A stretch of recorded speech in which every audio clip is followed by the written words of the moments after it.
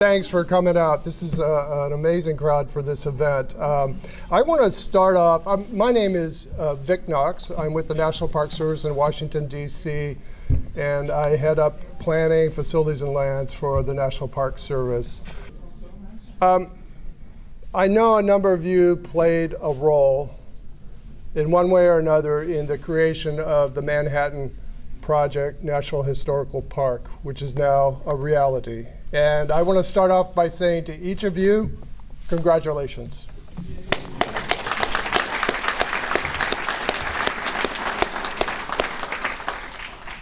I've been here this is my first time to the Tri-Cities or to the Hanford site, and I've been here 2 days now. Our teams have been here 2 days along with the DOE team.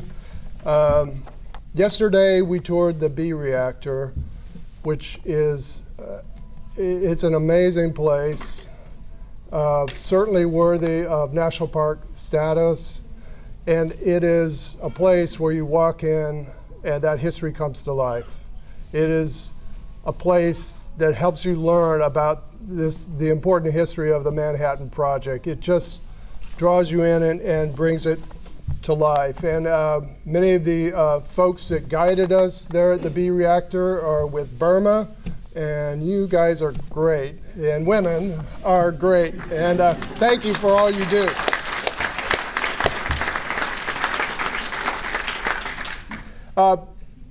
The Manhattan Project National Historical Park was created to tell a very complex story of America's history. It's a story of amazing scientific achievement, incredible human accomplishment, about the workers that lived in a secret place and endured hardships to win the war. It is a story of the creation of the atomic bomb, which changed the history of the United States and changed the history of the world. And in many ways, both for good and bad.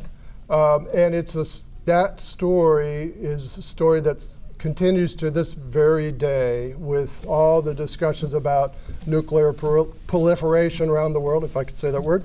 So that is a story that it is about World War II, but it's also a story that is relevant to each of us today. The National Park Service is America's storyteller. We tell the complex stories of America's history, and both triumph and tragedy in America's history. And we think we're excited to be part of the Manhattan Project story and the Manhattan Project National Historical Park because it is an interpreter's dream. It is our dream in telling such a complex, multi-layered story, and it's going to be great. This park, the Manhattan Project Park, will be a partnership park. It's a partnership between the Department of Energy, the National Park Service, and the Tri-Cities, and this community, these communities, the communities of Oak Ridge and the community of Los Alamos. What we want to do from the National Park Service is support what's already going on in terms of public access and historic preservation and build on that. We don't come in here to change everything all at once. We want to support and build on what's already going on. A couple things I want to say in terms of kind of setting expectations or talking about, where do we go from here? The first is that standing up this park will take time. The legislation just passed in December. We're still in very much a learning and hearing and listening mode to understand what's the right way to stand up this park. At this time, we have, while we have legislation that created the park, there is a park. We don't have funding for that. So, we've got to work through that, and hopefully that funding will come over time.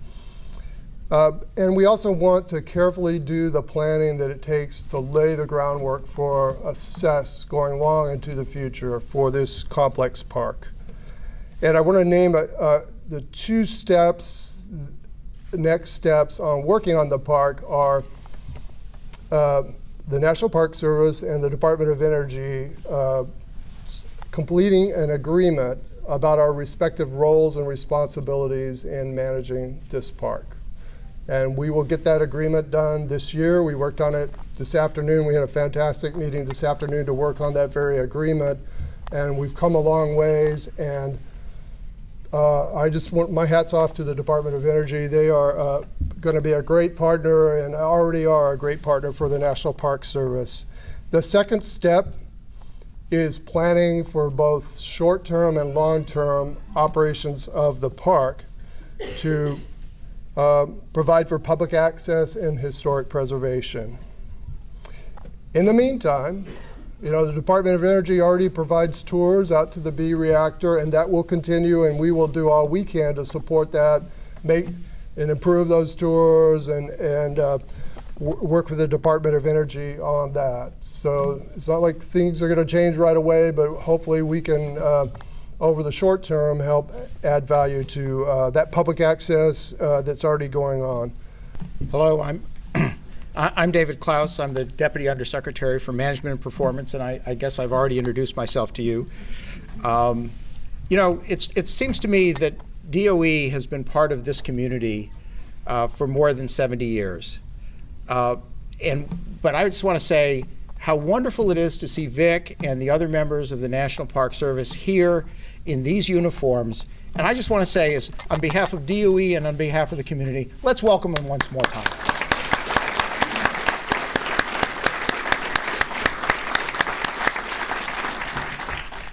We look forward to seeing more of your folks wandering around in uniforms in the future and helping us interpret our. There's a lot of folks from DOE here, but I think it's important for me to share with you the commitment that the department has had to this park, actually going back some time. This actually is, for some of you may know, I was at the department back at the end of the 90s when we managed to get certain sites here and around the country designated as signature sites of the Manhattan Project, and designating sort of what we thought collectively at Oak Ridge, Hanford, and Los Alamos we started preserving those back and thinking about them as a coherent whole going back to the 1990s, led in many respects by Skip Gosling, who's been the department historian, and also with the assistance of the Advisory Council on Historic Preservation, which has helped the department over time. It is just absolutely wonderful to see that this concept of a three-location way to interpret the Manhattan Project has now become part of federal legislation, and that we have a partner like the National Park Service who's going to come in here and really just give the American public and the world and from around the world the opportunity to see and to understand the amazing accomplishments. And as Vic said, it's not just a scientific accomplishment.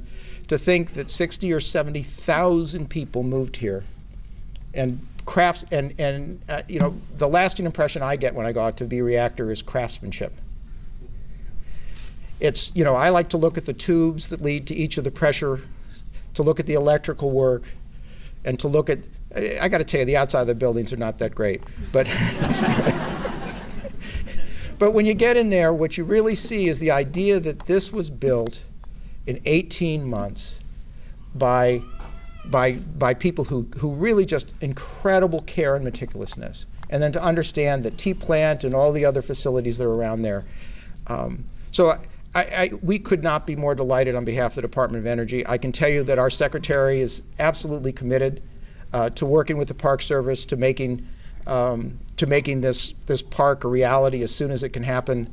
I can tell you that when we sat with him and went through the legislation the first time, he was disappointed at two parts. One is when you read the legislation, it talks about how the secretary shall do this and the secretary shall do that, and we had to explain to him that it's not him.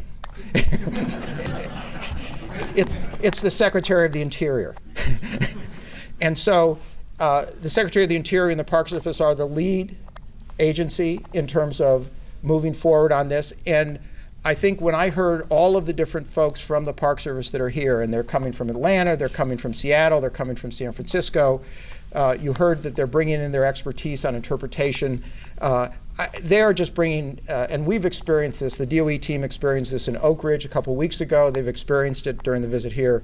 They have brought a absolute first-class, top-notch team of people to work with the Department of Energy to make it a reality. And as I said, we can't thank them enough. The other folks I do want to also thank. I think it's important to recognize the role that Colleen French has taken in terms of being the leader for here in Hanford for that.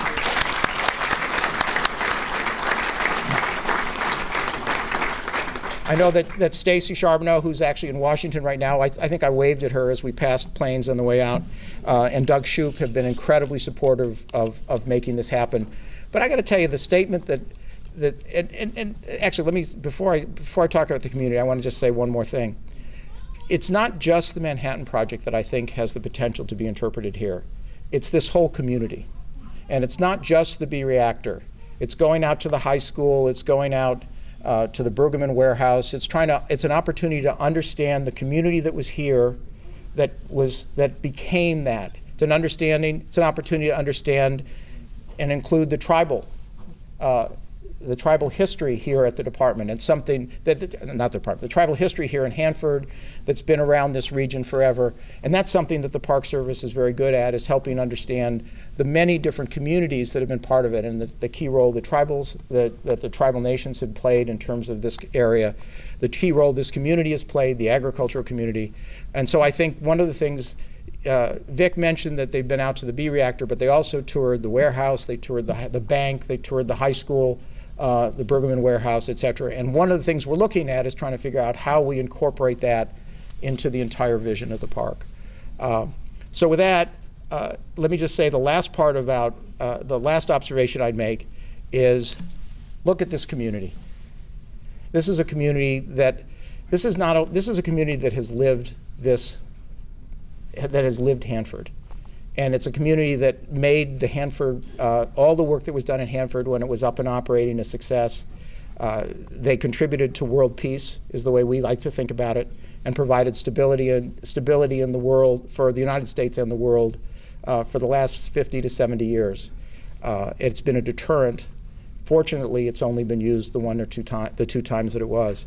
So I think this community's been there. These are the people who were part of that effort. They are this community. And I think the fact that so many of them are here to welcome you and to contribute their ideas and thoughts is just wonderful. So with that, let me close by saying thank you to the community for having been there for us, for the department, for all these years, but also for the important role that you're going to play in making this park a real reality for the American public and for the rest of the world to see and come and understand. Well, thank you very much, Steve. But Vic, you said it exactly right. All these people here are the ones that are really responsible for that.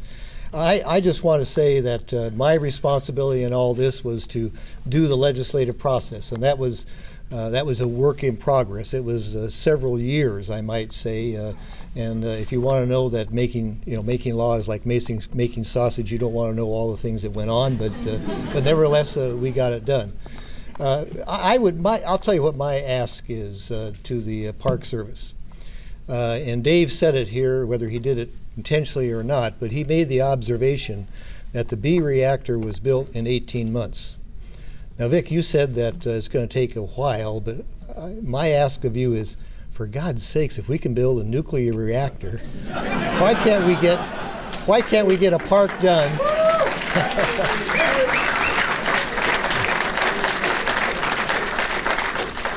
And I say that for the reason, especially of those people that started this whole process, that worked out at the B-Reactor. I mean, that was some 75 years ago at the start of the process. If people could live to be 150, it wouldn't be a problem. But people do, kind of, die off, to be, I guess, kind. It'd be very, very nice if this were a completed project, so people that worked out there could really celebrate the fact that this is a national park. So my ask of you, Vic, personally now, and you can pass this on to Jarvis, In fact, you can take it to Secretary Jewell if you want to. And that is that this needs to be done as quickly as possible for the reasons that I cited. But I just want to thank everybody for giving me the opportunity to get this legislation passed. It was something, like I said, that was a work in progress for some time. But I am very pleased we're at this point, and I look forward to it getting done in 17 months and 2 weeks. How's that? Thanks very much. I appreciate it.